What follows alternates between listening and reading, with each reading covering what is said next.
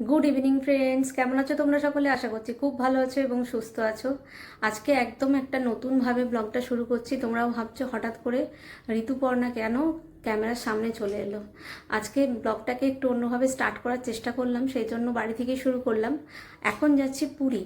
তো পুরীর উদ্দেশ্যে রওনা দেবো। এখন স্টেশনে যাব, হাওড়া স্টেশনে। যাওয়ার কথা ছিল দুপুরে, যাচ্ছি রাত্রেবেলা। পুরো বৃত্তান্তটা কি, কেন মানে দুপুরে যাওয়ার ছিল অথচ কেন রাত্রে যাচ্ছি, এই সমস্ত ঘটনা পরে তোমাদের সাথে শেয়ার করব। আপাতত বেরিয়ে যাচ্ছি স্টেশনের উদ্দেশ্যে, আর সেই কারণে রেডি হয়ে গেছি, দেখো পুরোপুরি রেডি। তো চলো এখন বেরিয়ে যাওয়া যাক, তারপরে তোমাদের সাথে আবার ফিরে আসছি তোমাদের সঙ্গে সব কিছু শেয়ার করার জন্য। চলো টাটা এখনের মতো। ভিডিওটা শুরুটা দেখেই তোমরা বুঝতেই পেরে গেছো যে এটা হচ্ছে আমার পুরীওয়ালা ব্লগ। আজকে থেকে শুরু করছি পুরীর ব্লগের ফার্স্ট। আজকে ভিডিও যাচ্ছে, এরপর পরপর তোমরা একটা একটা করে পুরী ব্লগগুলো দেখতে পাবে। গুড মর্নিং ফ্রেন্ডস, কেমন আছো তোমরা সকলে? আশা করছি খুব ভালো আছো এবং সুস্থ আছো।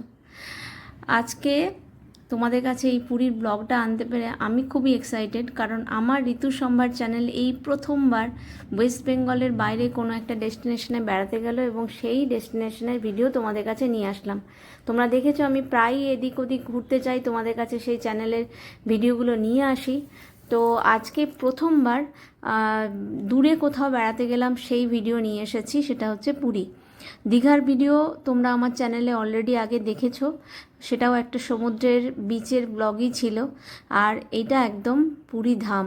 তো পুরী যেতে কে না ভালোবাসে? পুরী নামটা শুনলেই সমুদ্র, পুরী নামটা শুনলেই জগন্নাথ ধাম, আর পুরী নাম শুনলেই খাজা। সব কিছু মিলিয়ে পুরী একদম জমজমাট।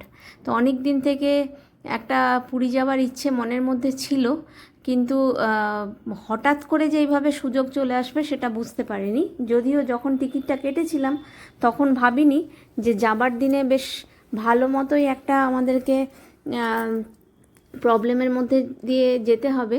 তো মাত্র 7-8 দিনের মধ্যেই কিন্তু আমরা টিকিট কেটেছি। ভীষণ সাডেন ডিসিশান নিয়েছিলাম যে পুরী যাব, কারণ কি একটা পুজো দেওয়া ছিল পুরীতে আমাদের, তো সেইটা আর ফেলে রাখতে চাইছিলাম না। তো তাই জন্যই যাব বলে একটা হঠাৎ করেই প্ল্যান করি, আর বাবা মাকে জানাই যে যাবে। তো একদম মুহূর্তের মধ্যে, কয়েক ঘন্টার মধ্যে আমরা ডিসিশান নিয়ে টিকিট কেটেছি। এবং তখন টিকিটগুলো ট্রেনে পেয়েও গিয়েছিলাম। যাবারটা আমাদের শতাব্দীতে ছিল এবং ফেরারটা বন্দে ভারতে ছিল। তো 11 তারিখ শতাব্দীতে আমাদের ট্রেনের টিকিট ছিল দুপুর 2:15-তে। তোমরা সবাই জানো যে শতাব্দী দুপুর 2:15-তে ছেড়ে যায় হাওড়া থেকে। তো আমরা আগের বারেও যখন গিয়েছিলাম তখনও আমরা শতাব্দীতে গিয়েছিলাম, চেয়ার কারে চলে যাওয়া যায়, দিনের বেলা তো কোনো প্রবলেম হয় না, সেই ভেবেই টিকিটটা কাটা হয়। এবং আমরা তখন খুব নিজেদেরকে লাকি মনে করছিলাম যে আমরা এত সাডেন টিকিট কাটলাম, এক সপ্তাহের মধ্যে আমরা টিকিট পেয়ে গেলাম। জেনারেলি এত মানে শর্ট টাইমের মধ্যে টিকিট পাওয়া যায় না, কনফার্ম টিকিট। তারপর যখন দিনটা এসে পৌঁছলো তখন বুঝলাম যে না, অতটাও লাকি আমরা নই। কারণ কি, কোথাও একটা ট্র্যাকে, কোথাও ট্রেন লাইনের ট্র্যাকে কোথাও একটা অ্যাক্সিডেন্ট টাইপ কিছু হয়েছিল। তার জন্য এমনভাবে ট্রেন লেটে চলতে শুরু করলো। তো আমাদের ট্রেন ছিল দুপুর 2:15-য়, বেরোবো আমরা 12টার আগে একটুখানি, ওই 11:45 নাগাদ রেডি টেডি হচ্ছি, কারণ কি দুপুরের দিকে আমরা ভাবছি যে যেতে হাওড়া টাইম লাগবে, একটু তাড়াতাড়ি বেরোবো। ঠিক তখন মেসেজ আসলো 11:55-তে যে ট্রেন লেট আছে, এবং সেটা কম লেট না, 6 ঘন্টা 45 মিনিট লেটে ট্রেন ছাড়বে। ওটা 2:15 বদলে রাত্রি 9টায় ছাড়বে ট্রেন। তারপরে সব মানে রেডি হয়েও সব কিছু চেঞ্জ করে আবার আমরা সব কি বলবো আর কি, রেস্ট নিতে শুরু করে দিলাম। সন্ধ্যেবেলা 9টার ট্রেন ভেবে আমরা বাড়ি থেকে আবার বেরিয়ে গেলাম। যখন আমরা স্টেশনে ঢুকবো করছি তখন আবার মেসেজ আসলো ওটা 10টাই হবে। এবং সেই ট্রেনটা তোমরা একটু আগে দেখলে, আমি তোমাদেরকে দেখালাম 11:46-এর যে ক্লিপটা তোমরা দেখলে, ওই সময় আমাদের ট্রেন ছাড়ছে হাওড়া থেকে। মানে 11:20-25-এ ট্রেনটা ঢুকেছে, একদম মুহূর্তের মধ্যে ফার্স্ট ক্লিনিং করেছে, তারপরে ওরা তুলে নিয়ে বেরিয়ে গেছে। মানে বুঝতেই পারছো যে কত ঘন্টা লেট ছিল আমাদের। হোটেল বুকিং ছিল 11 তারিখ রাত্রে, মানে 11 তারিখ থেকেই রাত্রে, যেহেতু আমাদের গিয়ে পৌঁছানোর কথা ছিল।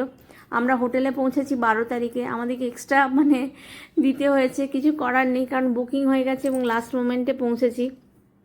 তো সব মিলিয়ে যাওয়াটা একদম মানে কি বলবো, পুরো গন্ডগোল হয়ে গেছিলো।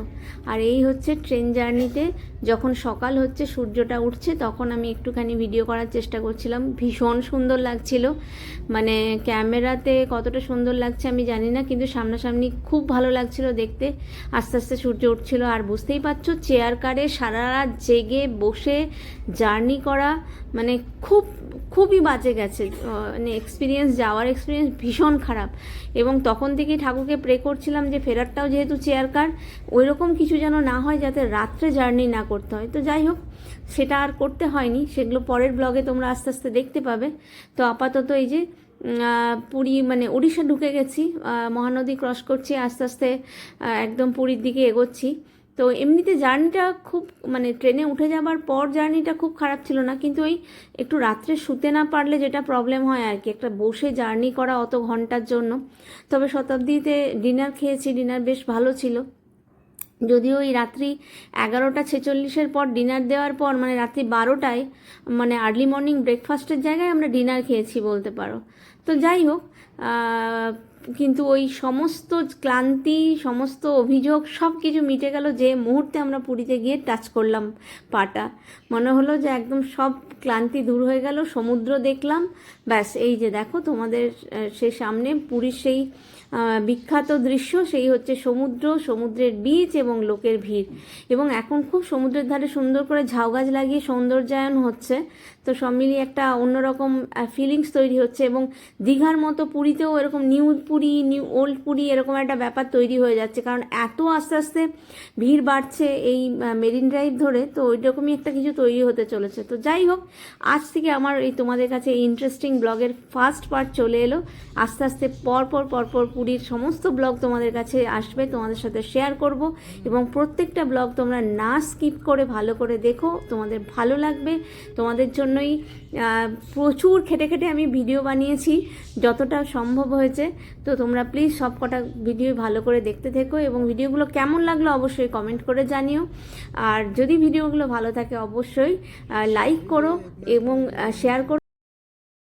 এবং যারা নতুন আছো তারা অবশ্যই চ্যানেলটাকে সাবস্ক্রাইব করে দিও। ভালো থেকো, সুস্থ থেকো, দেখা হচ্ছে খুব তাড়াতাড়ি একটা আবার নতুন পুরীওয়ালা ব্লগ নিয়ে। ততক্ষণের জন্য টাটা, বাই।